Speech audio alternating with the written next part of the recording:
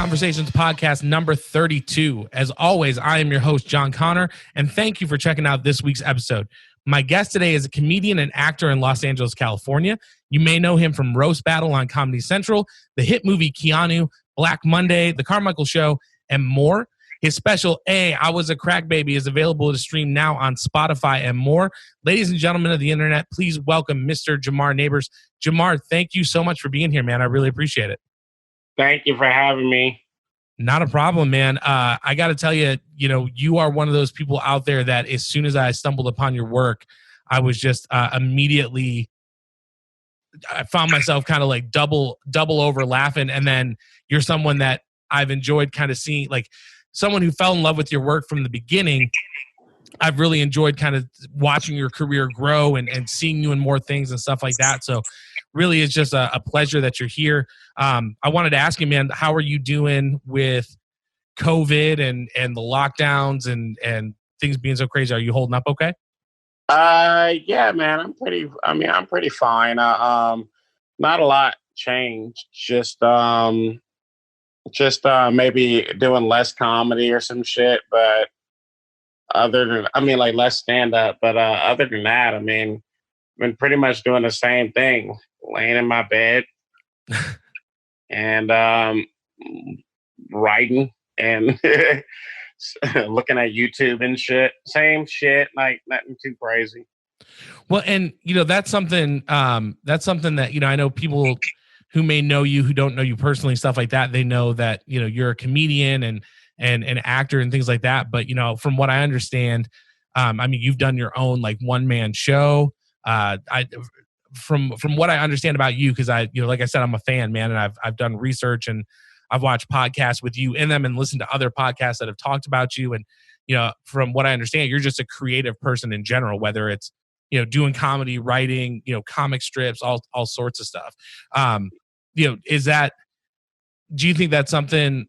I guess my question is like, kind of, where do you think that came from? Is it something that you've always had since you were a kid, or like, do you have to push yourself to get that stuff done, or like creativity and shit? Yeah.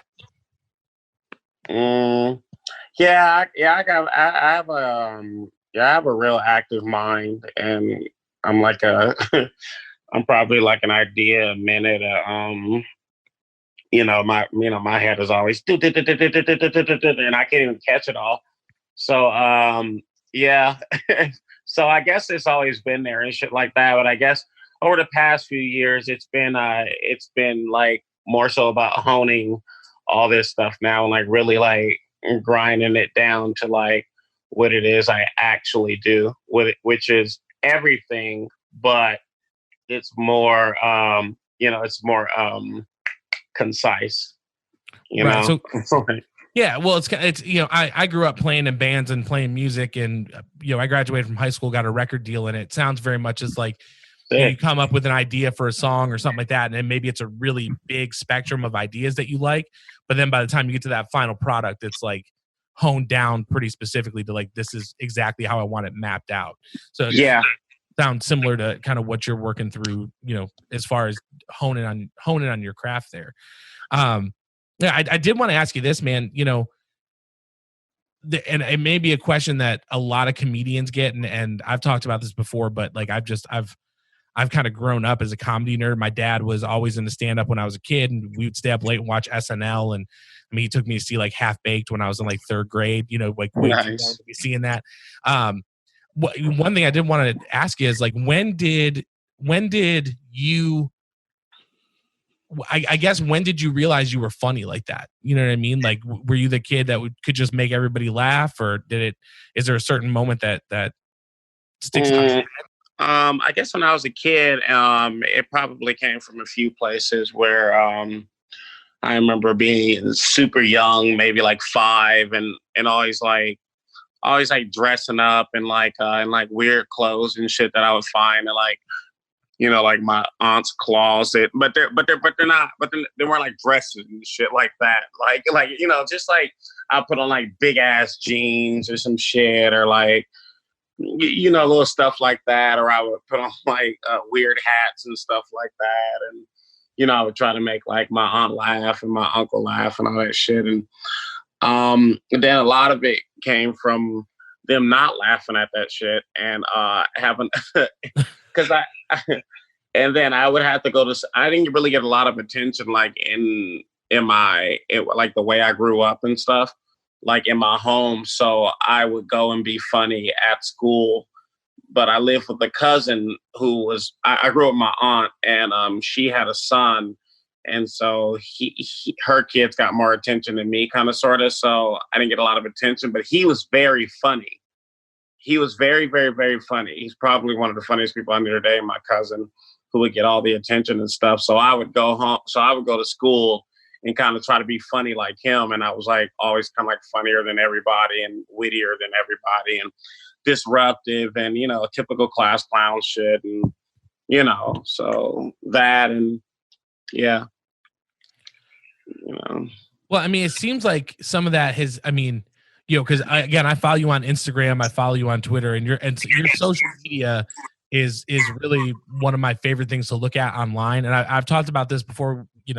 There's certain people out there that, especially with all the negativity that's in the world right now, there are certain people that are out there that kind of cut through that with positivity. And I definitely think that your Twitter account is hilarious. And then it's also, I would say it's mostly, for the most part, it's positive stuff, but that the Instagram post you just did of like your Joker audition or, retweeting Lil Nas X and the Mohawks and stuff like that. Like, yeah, like you've got an affinity for like that alternative, almost like almost like a punk rock kind of comedy. And I think that's talk about that a little bit. Yeah, it's kind of what I'm going for. Because I used to always say shit like I used to always say shit growing up, or not growing up, but like in comedy, where I'm like, all right, how long have you been doing stand up? I have not. I don't do stand up. Okay. Yeah, I'm just somebody who really digs it and likes talking to people who are in it.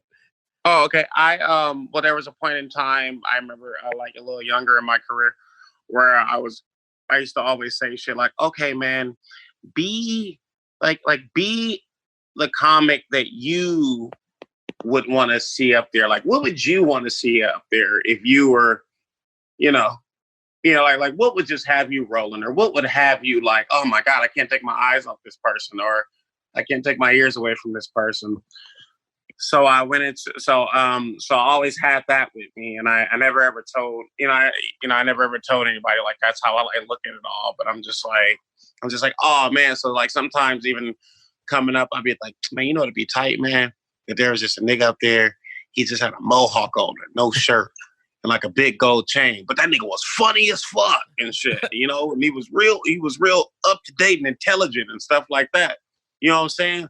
But he, what I'm saying? Like, so I think a lot of that, I took a lot of that while like, well, if nobody's going to do it, maybe you have to be that guy,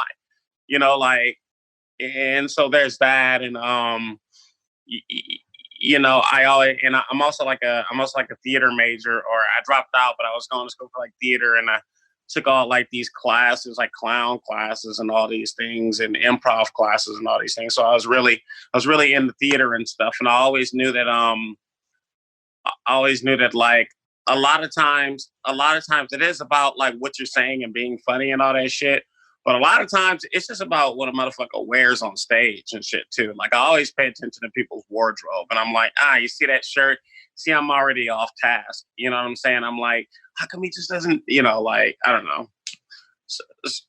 Just be a person that they can't take their eyes off of, Yeah. And it sounds like you are really looking at it as far as like, hey, what's the package saying? Not just, right. It's one thing to get up and kill with funny jokes and to be able to get people that way. But if you can kind of deliver, and maybe that comes from your improv and your theater, but like, how can I give them, because it sounds like a show. And I think even with what you're talking about, like you said, if you see a guy go up there with a big mohawk and like, and then all of a sudden you get this insightfulness or this view or these jokes on things that you kind of don't expect from what your eyes see. I think that's, you know, a crazy kind of play there too, because like you're getting them from more than one angle. Like, let me shatter your expectations and then double deliver with how good these jokes are.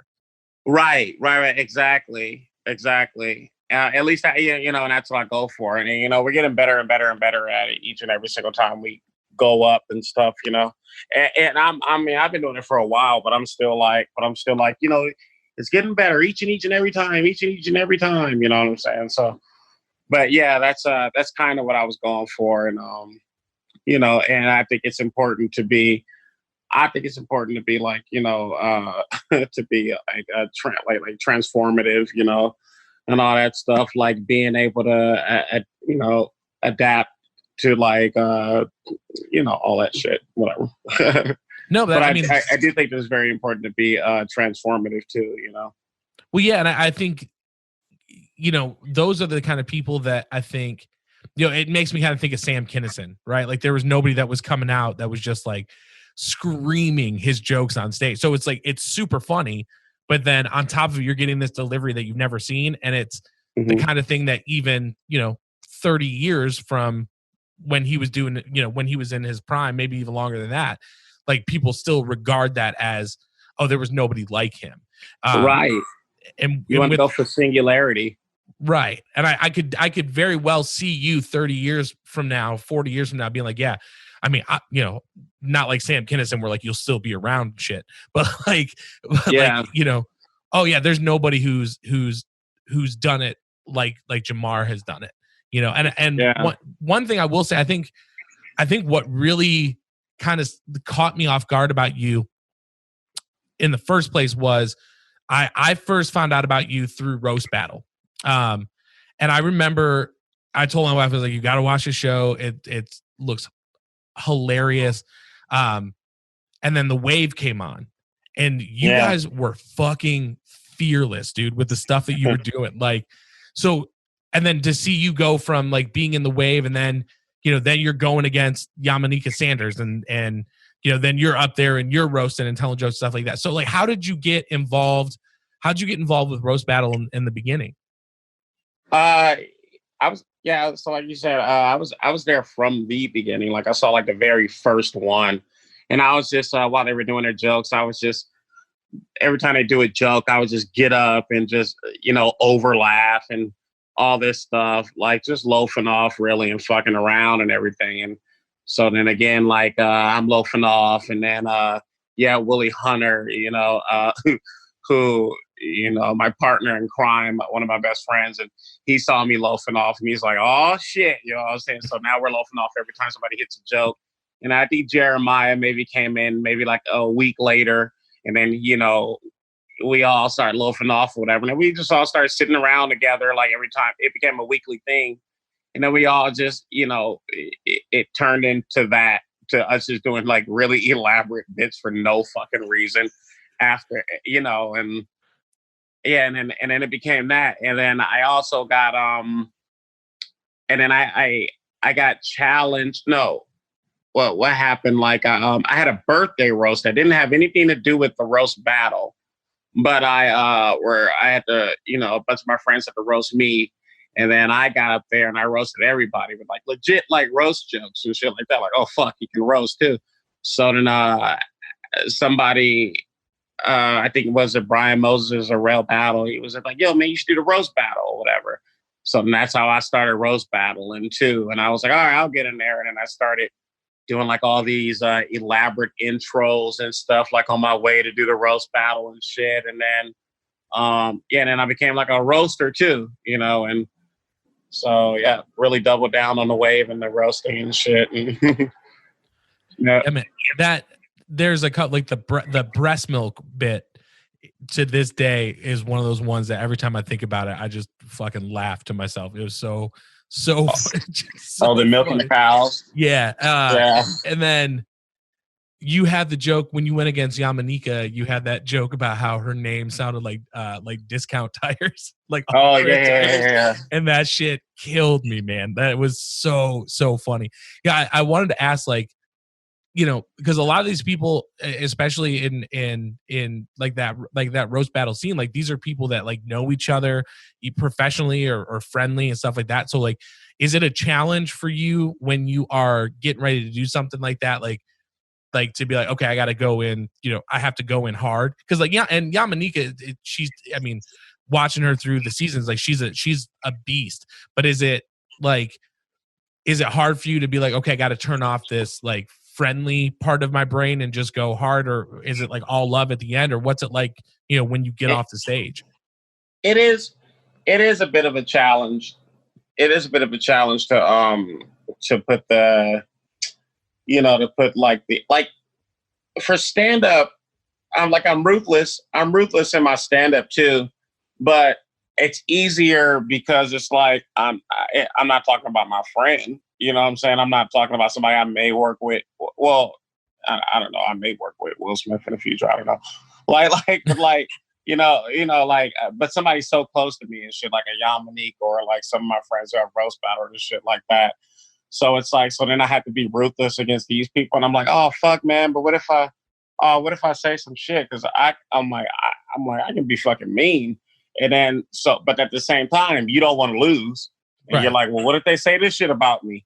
And then when I start thinking about all the things that they could say about me or the things that I would say about me, then that's when I would get me. I mean, you know, that's when that's how I open it all up and be like, what in fuck you do, you fat dick, or whatever the fuck, you know what I'm saying? Like, yeah, but it is a thing that I have to tap into. Like, I don't give a fuck. Like, fuck it.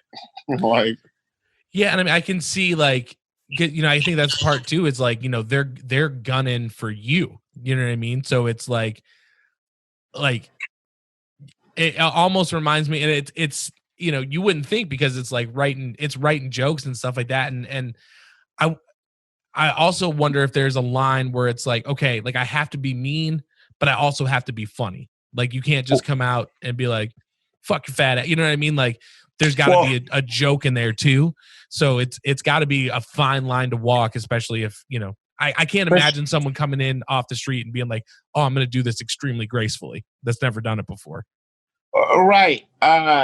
It's so funny that you say that because it's like, like at least the way that I do it, like I always think about, like my strategy is always be like, you know what I'm going to do? I'm going to out funny them. You know what I'm saying? Like, I'm like, some people try to go in there and out mean you, like, you know what I'm saying? Like be meaner than you and say like hurtful things and shit. I know at the end of the day that it's comedy. So my goal is always to out funny that person. You know what I'm saying? Like out silly that person in the punchlines and shit. And then after I got all that shit together or whatever, and then I'll go over it again, and then I'll be like, okay, now put like your mean hat on, and then look at all these jokes. You know what I'm saying? So it's like I always get the funny down first, and then I always throw the mean shit on top of it. You know what I'm saying? And that's how you got to get the meat and potatoes, and then put on like the seasoning of like, all right, this is how I'm going to say it, and like I'm cutting for you. Yeah, like I get like really I'll get really petty first and be like, oh, you know, I bet that bitch got all big toes and shit. Like, you know, like say some so really funny, like, elementary shit, and then you know. Yeah. That's such a good joke though. You've got all bit like that shit is like, yeah, it's super silly, but it like you said, like when it's said in that context of like an insult, it, like I said, that shit just gets me so hard, man. And I don't know, it's like is that now with COVID and everything like that, especially being in California where you are? I mean, I know you guys right now are like the strictest state as far as like things. I'm in Nashville, man, and like Zany's here is open, and they're doing they're doing show. Like DL Hughley came through here and just fucking passed out, and they're like, let's keep doing shows. So yeah. They keep bringing people through. So like being in California, like do you miss that? Are you looking forward to getting back into it? Like yeah, like, you know, like I mean, I literally would do stand-up comedy damn near every single day. Like, you know, I would literally like go to the gym for like hours, like just thinking about what I was gonna say that night and how I was gonna say it and stuff. Like, and I'm talking about like hours. And then so now that that's gone, it's like, yeah, it's like a, you know, it's a little, you get a little antsy and shit like that. And then you realize like how big a big part of stand-up was for you and all that shit. And so you do little things to maintain and stuff like that. Like, again, like I started like my apartment show, like my monthly apartment show called Jammers or whatever, where it's like I literally just made a comedy club in my apartment, in my apartment and shit. And because I know that people want to fucking do stand-up comedy. Oh, I'm sorry, hold on. No, because I know that people want to do stand-up comedy. So there it is. So yeah, I know that people want to fucking do stand-up comedy and shit like that. So I was like, well, you know what? I don't give a fuck about that shit. I don't have COVID or whatever. And I go, we'll take the necessary precautions and stuff like that. If it means that we can start doing comedy again, I'll say, I'll take the bullet and I'll invite people into my home and we can do it here and stuff like that. You know, because I know that how important stand-up is to not just me, but like all my friends who don't even fucking get to go up anymore and stuff. So, you know, I just try to be resourceful and, you know, and do shit like that. Yeah, man. And I will say, like, those apartment shows, you know, I'm a fat dude, so there's not a lot of times where I'm not like a fat dude, but like here in Nashville, I'm like normal. If I moved to California, I'd be fucking morbidly obese. They'd be like, what's this fat fucker doing? So there aren't a lot of times where I'm like, oh man, I wish I was in California. But when I heard about and then started seeing like your posts and stuff from the apartment shows, I was like, oh, that's some shit that I wish I was there for. Because I mean, you're there. It's a crazy, crazy awesome idea, especially the way that you're doing it responsibly. Like, I know people are wearing masks or doing hand sanitizer, and then you're going out and like buying White Claw and soda. I mean, like, you're doing like full 9 yards. Yeah, I take care of my peoples, you know. And yeah, man, and I know how important stand up is to my buddies and stuff like that who don't get the luxury to go out to Nashville and all these other motherfucking places to go do stand up and stuff, and who's just stuck in town. So like I literally have people who went up at my apartment show, was like, dude, like, you fucking saved me, man. Like, now I feel like writing jokes again and this and that. And I was like, yeah, man, you know, like, you know, I care, you know, and we, you know, and we got to get it in. I hope I could turn this motherfucker into like some type of a Amazon like show and shit. You know what I'm saying? Like stand up on Amazon, like a series or some shit. That'd be fucking cool. Yeah, man. I mean, I definitely think I know I would watch it. And I mean, especially with some of the people that you've had. I mean, you've had Brandon Walsh, you've had Candace Thompson, who's hilarious. I mean, you've had like that's why I'm looking at the lineup and I'm like, we got some cool hitters next. We got some cool hitters in October, man. I can't even say who. But yeah, well, I saw the Ron Funches tweet and that shit cracked me up when you were like, "Hey, come through and do this," and he was like, "Well, you could have texted me, but now that you asked me on Twitter, I guess I I can't say no." Yeah. That's awesome. That's awesome, man. Yeah, I'm I don't know. It's just cool to see. It's a crazy time, man. You know, like I said, I went and saw Ron and Blair Saki when they came through Nashville towards the end of last year. We just went and saw, like, you know, Christina P. We saw Tom Segura. Like, whenever people roll through, we try to go. And it's just been, since COVID has happened, like, for someone who just really enjoys comedy, it's like a giant part of my life is missing. So for someone who, you know, like, that's where you get your joy from, that's your career, that's how you work out, you know, your issues that you're having and stuff like that. Like, I know me missing it so much, just not being able to get to go see it. I know that for comedians, it's got to be just that much harder to be like, I can't, you know, do this.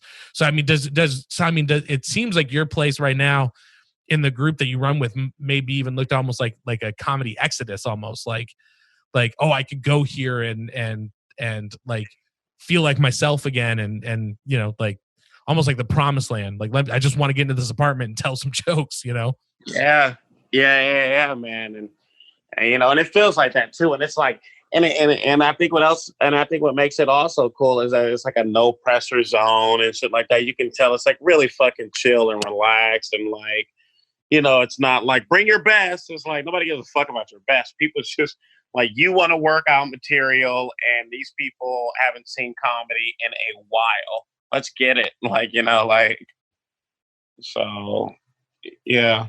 Yeah, I mean, you guys are taking temperatures at the door and stuff like that, which I think is cool, like trying to make it safe. And then you're also putting it out on Zoom, right? So like if people want to tune in, they can dial in and watch you in your living room from their living room, which I think is pretty dope.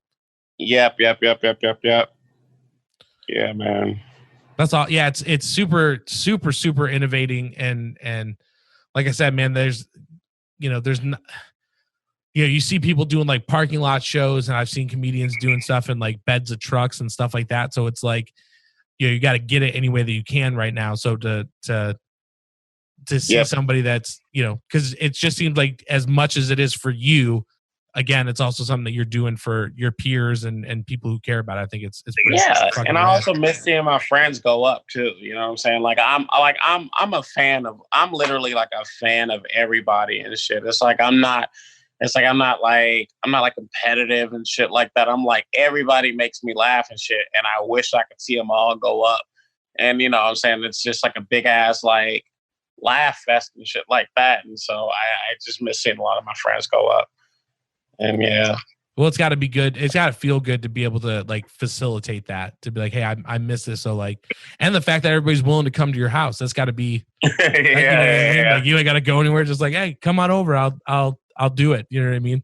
Yeah. People have tried to get me to like, yeah, oh man, you say you should do it. You should do it in a backyard or in a park somewhere. And I was like, the point is that you're coming to Jamar's crib.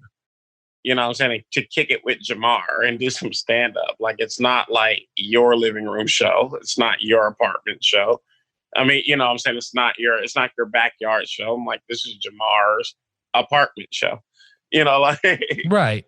Well, and I think the other thing too is like, I'm not in the world, so I'm definitely not like who knows if my opinion means shit. But when I think about comedy, I don't think about comedy as like, oh yeah, I'm going to this like outdoor venue. I'm going to go sit in a park. Like, I think of places like Zanies, or you think of places like the Comedy Store, the Cellar, or like you think about, small rooms they have certain smells. They have like, you walk in and there's like an energy that's trapped in there from like everyone who's been in there before and like had those. It's weird. It's as close to like a living building as I think that you can get, is walking into something like that. So to be like, oh yeah, we're just going to do this, these ladies over here doing yoga till 6:30, and then we're going to come in and just set up. It just doesn't seem like it has the same kind of vibe. Like,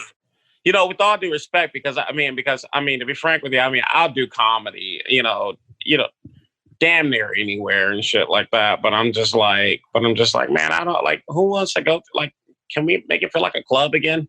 That's what people miss. Dude, if I could write everybody, I wish I could write paid regulars' names on the wall here, but I don't have a payroll. And I think I won't get my security deposit back if I write everybody's name on the wall. Right. Yeah, maybe you should do Polaroids. Like, everyone who rolls through, just do a Polaroid picture and then just stick it up. You can use something that doesn't mess up you get that security deposit back. Get some of those command strips and shit. Dude, I love that. Actually, I may do that. You may see a picture of me with a Polaroid camera taking pictures. Dude, do it. Hey, I think it'd be cool, because that's my favorite part when we go to Zanies. It's just like every comedy club, there's everybody who's ever been there on the wall. And then you start going through, you're like, oh shit, there's Bird. And they're, like, you're just calling people out, looking for people. So it's, it's a, I think it'd be a cool vibe, man. I did want to ask you too, obviously you do stand up, you're very creative there. But you're also an actor. You take your acting very seriously. I mean, again, even Black Monday with Paul Scheer and Don Cheadle, right? So like that's a heavy hitting cast. Keanu with Method Man, like do that. Like Jesus, all that shit. Dude. So, right. So, talk to me a little bit about what it is that you like on the acting side. You know what I mean? Like, what is it that kind of drives you there? Acting is like, it's damn near blasphemous to say this, but it's like, as a comedian and shit like that, or you want to call yourself like a purist comedian, but I'm like, acting is like it's I'll do stand up, then fully transition into acting and shit like that. Like right now it's like part and part, kind of, sort of. But I just love acting, and I tell my comedian friends all the time. I'm like, I really believe that I'm a better actor than I am a stand up comedian. Like, actually, not saying that what I do on stage like isn't real and shit like that. It doesn't come from a real place, because it absolutely does. But I love but I'm always thinking about the theater of it all and shit like that. And I'm like, man, I'm thinking about the theater of it all and shit like that. And I'm like, maybe acting is maybe acting is like the thing. And I feel way more comfortable. Like in front of a camera acting, what I'm saying, than doing stand up. You know what I'm saying? I don't get like super nervous doing stand up and shit like that, but it's like I don't know. I just love like acting is just, I don't know. It's just, I don't know. It's fun as fuck. Is it in, because you actually, I believe, worked on a project with a friend of our show, Chase O'Donnell. I think you're in her clip reel. If I remember correctly. But she was saying she's a stand-up in LA and stuff like that. But she was saying that, a big thing for her is she does stand-up, and then she also does like improv, like playing characters and stuff like that. And for her, she was saying that it's much easier for her to do improv, because then you're a character. And when you're a character, you could say whatever you want because you're saying it as that character. It's not, right. Like you could say some fucked up shit as this character, whereas, if you say it as Jamar, people are going to be like, did Jamar just say that? So is there like an element of that of which, you kind of get to be something so far outside yourself and just go like wild and kind of ham with it? Yeah. That part too.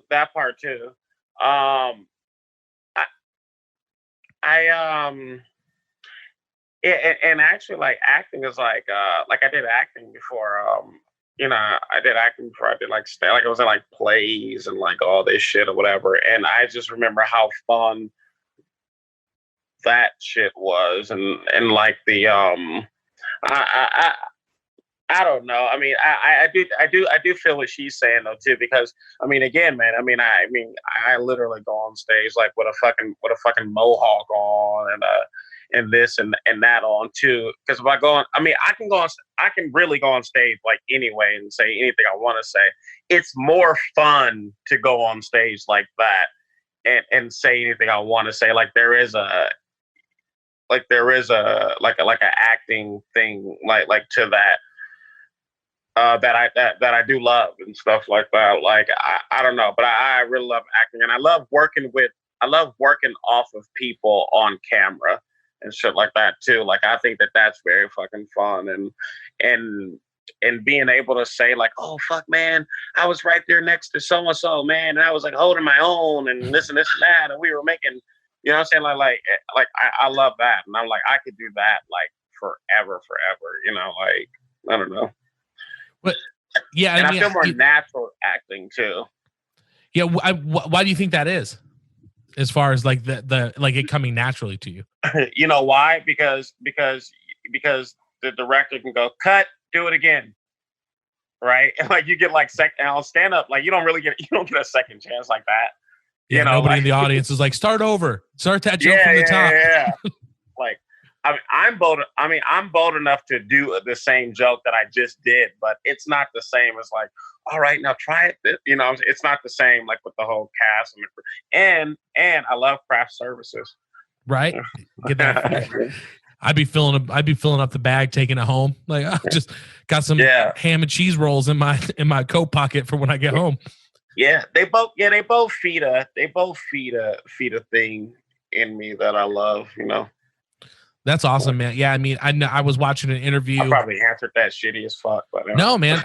Like you answered it like you, and again, that was one of the reasons that I wanted to have you on, because there are people that you can tell, or you get the sense. I mean, you know, we've never met in person and stuff like this. This is our first time talking, but I've gotten a sense through your work that you're a very genuine person. You're not going up and trying to be like, let me like be this like comedian guy, but you're like, I'm going to go up and I'm going to be me. And I think that comes through in your act and your social media.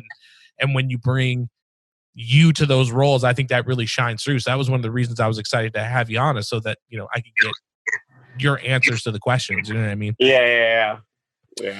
I was watching an interview, and it was, you were on the red carpet for Keanu, and you were talking about working with Method Man, and then, you know, him riffing and you almost having to pick up like this 350-pound boa constrictor and stuff like that. And I wanted to act like, I grew up listening to Wu-Tang, to Cal 2000, 421 The Day After. Like, those are some of my favorite records of all time. So what is it like, you know, you find out you're getting this movie? I mean, Key and Peele are in the movie, you know, Tiffany Haddish is amazing. She's in it.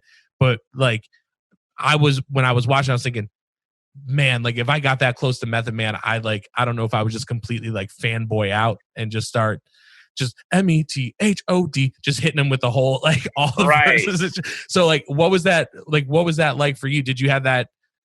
I mean, was like Wu-Tang a big thing for you when you were growing up, or were you more like a punk rock kind of guy, or? No, I grew up on like regular West Coast rap, like, you know, West Side Connection, and like, I mean, I was like an Eminem guy, like a fucking like Ice Cube, like Crip walking type shit. But I really, really, really loved like Eminem and stuff like that, like. You know, so I wasn't really crazy about, no offense, I wasn't really crazy about like Method Man or everything like that. All I remember was I told my cast member, the guy who played Trunk with the hair, like with the purple. I kept on telling him, I was like, oh, this Method Man. I was like, cool, you know, I was like, whatever. And I said, all right, I bet you I can make that motherfucker laugh 15 times, right? And so that was just my goal, is just to try to make Method Man laugh, like not on camera, just off camera or whatever. Right. Just like it's like as many times as possible. I got to 11.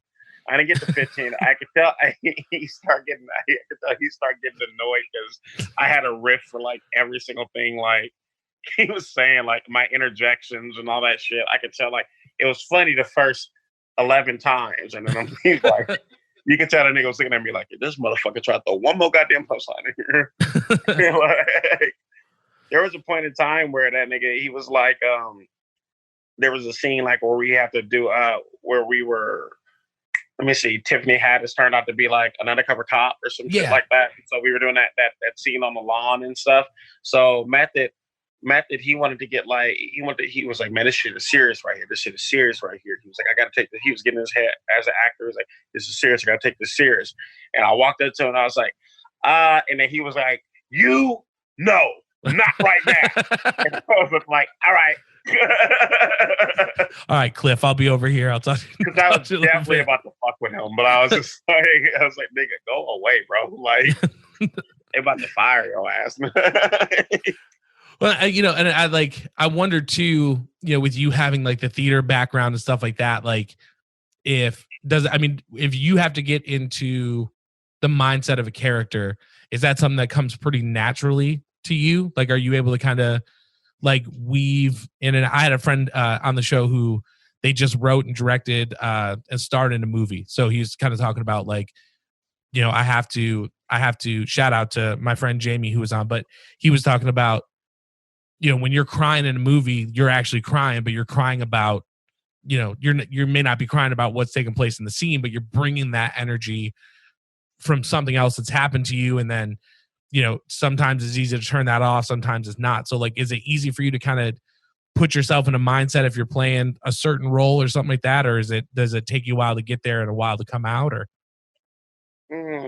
I think sometimes it depends. Like if but I'm pretty like, yeah, I'm pretty good at like getting in the I've gotten better over the years too, but yeah, it's yeah, I do the mental work and everything, and I go I do a lot. I do all my studies on what kind of person this is, and then what kind of person real Jamar is, and then how are you like this person, and what qualities of yours can you bring to become this person, and all that stuff. So I do all that kind of work, and then I just do it like myself, and so I do that whole process and everything, and so yeah, I'm pretty decent at it, and yeah. I would say like I can't say that it's easy, it's all work and stuff like that. So yeah. I mean, I could always be better, but I actually like getting into doing that kind of work and stuff like that. It's like a mental exercise and all that stuff. So yeah, I'm pretty decent at it. Well, and I know like the mental exercise. I mean, I watched you on Rogan with Gerard, and like I know you were talking about kind of like working out a lot and stuff like that, and kind of correlating that to like maybe that's something that kind of like fights like depression feelings and stuff like that. So it sounds like you're someone who is, and I don't know, sometimes I feel like as a man it's not like the most, it's not the most like way to go bro thing to say, but like it sounds like you're someone who's in touch with their feelings and kind of get where you're aware of what's going on with you. You're aware of what you need to do to get in and out of these places. And even though it's an exercise, it's still, it doesn't seem like you're afraid to kind of push yourself to do it. Oh yeah, for sure. Like yeah, for sure. I mean, there's nothing. I mean, I don't think that there is anything wrong with like, you're an actor, so you're like an emotional athlete, they say, and stuff. So it's like it's literally my job or our jobs to to do that kind of shit, and I don't mind it at all, because it's like the more and more you, it's cliche, but the more and more you like push yourself to see how far you can go. Like I feel like the better of a person you actually become, because that you're like an onion and you're just peeling all these fucking layers back that you probably would have never tried to peel back if $50,000 was on the line. It wasn't on the line, or however much they fucking pay you. So yeah, man, it's I don't know, it just seems like it would be a crazy exercise to be like, okay, like how deep emotionally can I go, or how many of those layers can I kind of pull back to get to where I need. Let me ask you this, man, if there was anybody out there, like who's on your dream list as far as like, let's say you were going out for auditions for movies and stuff like this, like who's on like your dream list as far as some people that you would want to work with? What's that girl's name? She's the Jennifer, who want the big tits. Jennifer, she played talk about Alias? No, Jennifer, fuck, what is that girl's name? She was in Catching Fire. Jennifer Lawrence. Yeah, I want to act with. I want to act with her. Who's the white bitch with the big tits? I want to work with her. Like, nah. No. I like her as an actress. I want to work with her. I want to work with. I would love to work with The Rock. For sure. And I kind of want to work. I kind of want to work with Gerard. I'm not saying that because that's like my friend or anything like that. I'm not there like I want to work with Gerard and Damon Jr. He is. Yeah. Oh yeah. And he came through. Yeah. He came through for the Jammers. Yeah. Well, he didn't come through. He stood me up. But okay. But that's not my friend though. I would like to work with him too and shit. But yeah, man, he was hilarious in Let's Be Cops. Yeah, you know, people may know Damon Jr. from New Girl, or he was in the other guys with Mark Wahlberg and The Rock and shit. So, yeah, I mean, he's I mean, and that whole family is like comedy royalty lineage. You know what I mean? He's yeah. Really, it's that seems like the kind of family where like you got to have your chops up if you're going to go out and be like, yeah, I'm a Wayne's Jr., you know? Yeah. And I also be thinking about, cause I didn't get to do a scene with him. But that would have been cool though, if I would have actually got to work with Don Cheadle, you know, like, oh, we were in a scene together and shit like that. Cause like, just to see like what all that shit look like up close and stuff, like, you know what I'm saying? But yeah, I would love to like work like with him in a scene or something together, but you know. Yeah, that's awesome. I think there's just some people out there that like oh, and Danny DeVito, that shit would be fire. Oh yeah, dude, he is for sure. I mean, I love him in Always Sunny, but like he was one of the producers of Reno 911. Like, I had no idea. Like, one day I was watching the credits, I was like, oh, Danny DeVito produced this shit. He was like, just like, you know, let's make this. He just, I don't know, man. He's super funny, and then it seems like he really invests and cares in other people's projects, which is insane. But like, yeah, I feel like I might be a little bit let down though, because I think I would hang out with him like expecting like Frank Reynolds from Always Sunny, and he would he'd be like, hey, what's up? I'm just a completely normal dude. I think we'd have to go drinking and like turn it up that way. Yeah. I love Danny DeVito. He's so fucking good. Oh, and everything, man. Even like Batman Returns when he was the Penguin. I mean, like, he's so fucking good. It's ridiculous. Fucking genius, yeah. Well, let me ask you this, man. Like, what's next for you? I mean, you know, granted, you know, barring COVID gets better and things start to open up again, like what do you got your eyes set on? What are some of the things you want to do going forward? Well, I would love to do like another movie or something like that. But like, but as far as what we can do now, like, I would love for something to happen with this Jammers show. But in the meanwhile, I'm gonna go to San Diego to go like record another stand-up album, and that's on the 25th. And then I'm gonna go. And after that, what was it? Oh, I wanted to do this variety show with a couple of my friends and stuff, and just do a bunch of weird characters. Maybe I'll dress up like that dinosaur or some shit again.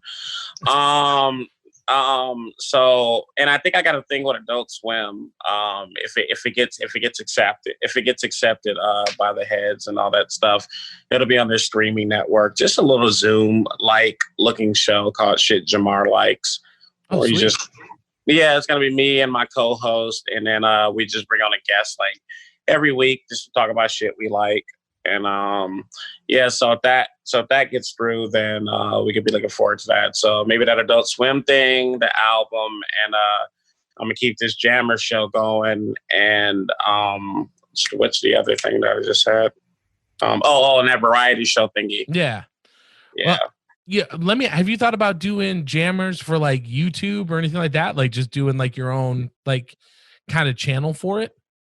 I have a channel set up, and like, what do you like? How do you like? That's my thing. I'm just ignorant on it. And I'm like, do I go live on it or something? Like, well, you could, or you could have some people come in and do like film the sets.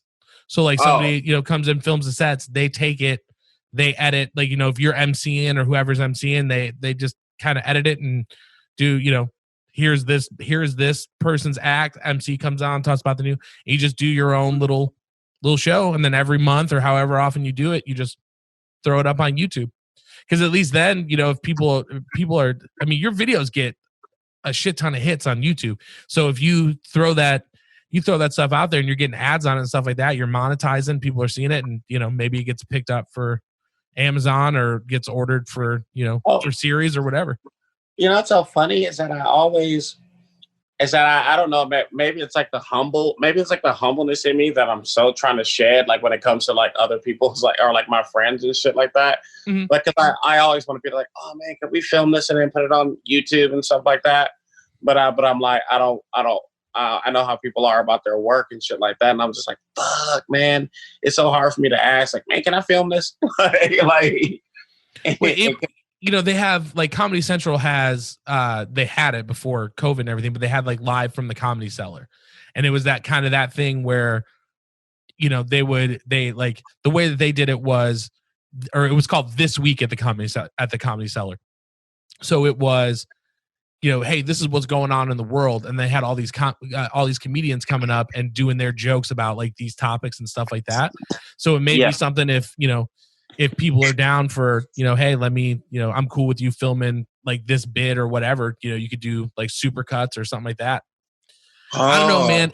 My thing is, it's a genius idea. The people that you have coming out and doing it and getting behind it are insanely talented and creative. So I'm just like, I want more people to see it and be aware of what you're doing. Cause I think it's a brilliant idea. I wonder if there maybe is an all things comedy avenue we can go through or something, like, those guys. Yeah. I know.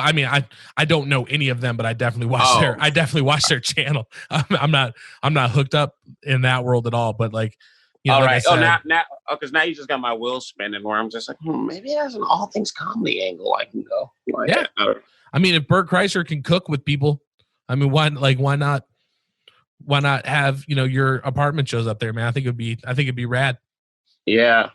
So that'd be tight. Yeah, man.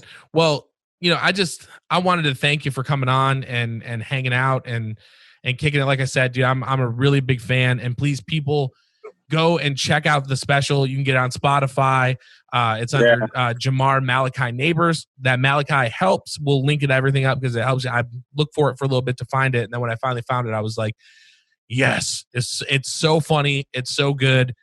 Check it out. Please, please, please. And follow Jamar on Instagram, follow him on Twitter. And honestly, show your friends, because it is, you've got YouTube clips, you've got the special, people can see like the roast battle segments and stuff like that, man. It's just funny. And there's people that put stuff out in the world that I think just make it better. And I think you're one of those people, man. So I really appreciate you coming on and hanging out for the time that you did. Well, thank you for having me, man. I really appreciate it, dude. Really, really, really appreciate it. Hopefully I can make it to Nashville real soon. Dude, come through if you can, if you want to come through and do Zanies, man, we'll go out and get dinner and I'll show you the spots and everything like that. We'll get a babysitter for the kid and we'll take you out. Cool. For sure. Well, will you hang out for me for a second once we wrap up?